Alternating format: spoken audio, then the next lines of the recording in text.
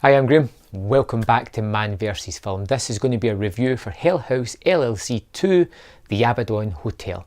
Not long had I just finished the first movie when Shudder quickly prompted me and let me know that the sequel was on there and I could hardly wait to check it out. I was a little bit trepidatious about it because I did love the first one. I thought it was a terrific movie, really well done, and this one takes off exactly where the last one finished.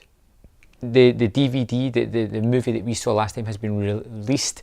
There is lawyers from the town of Abaddon who are getting involved with this, trying to stop it. It's perpetrating like a bad example of the town.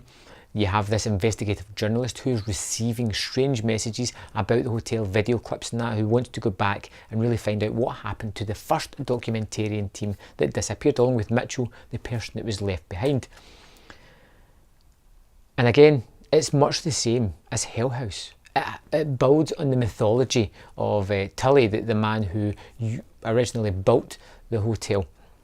Again, you really follow the maze-like structure of this house. That's one of the things I love about it, the way they just cut scenes and they create dead ends, and you logistically have no idea where anything in the hotel is. It's something that in a normal movie would freak you out, but because they mention it's supposed to be maze-like. It's supposed to be a haunted house maze. You go with it and it adds more tension and suspense to the movie. So we get this interspersed scene of a talk show, people on there being interviewed, and a person being interviewed by the police about what happened in this house. So again, you have two kind of mysteries going on here. You're like, what is this interview leading to?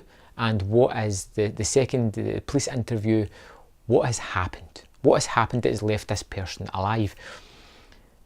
And like I said in my last review, I love these kind of mysteries and things, and this doubled down for me. It gave me two things to latch onto to try and figure out. Again, we get enough glimpses into the characters that are going to go into the house to really just flesh them out enough to make us worried about what's going to happen to them.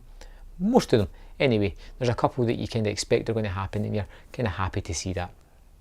And you have these people going to the house to investigate what happened there, what has been happening there, and there is other built-in footage as well. So they're taking that as, after the original DVD, the original Hell House was released, people went to the Abaddon Hotel wanting to see if this was real or not, never to be seen again. And we get lots of videos of people live streaming on Facebook and things happening to them, and it really does just perpetrate how social media infects everybody, and how spreading this message is driving more people towards this hell house, this literal house of hell. And once we get into the house, which is fairly early on, it becomes suspenseful, tense-filled and spooky. They really do double down on the atmosphere again. Things aren't as subtle this time, they are in your face. We see ghosts, we see mannequins moving in front of us, whereas the last time they kind of moved out of eye shot. The camera would go by them and go back. This time we see it happen. The one thing I was a little bit worried about, the one thing I had a little bit of reservations about, was the finale.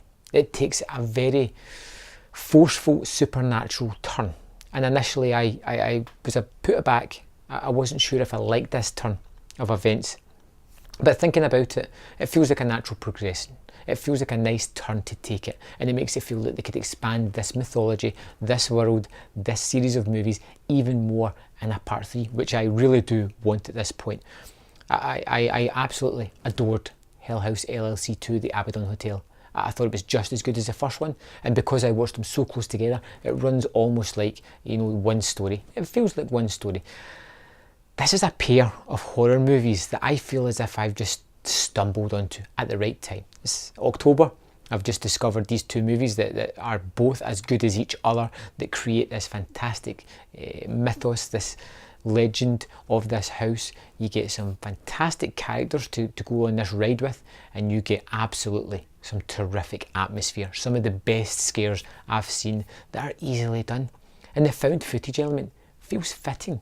A little bit forced at moments, but fitting nonetheless, because there is a reason as to why the cameras are all running perfectly well within the house, why the footage is allowed to escape the hotel, which I really liked. I latched onto that a lot. I thought that was a fantastic little twist, a little niche that I thought was really well done, really well done. I'd love to know your opinion of these movies. This is a review for the second one. Let me know in the comment box below your thoughts on the sequel. Did you like it as much as the first? Did you not? And why? Let's have a discussion in the comment box below.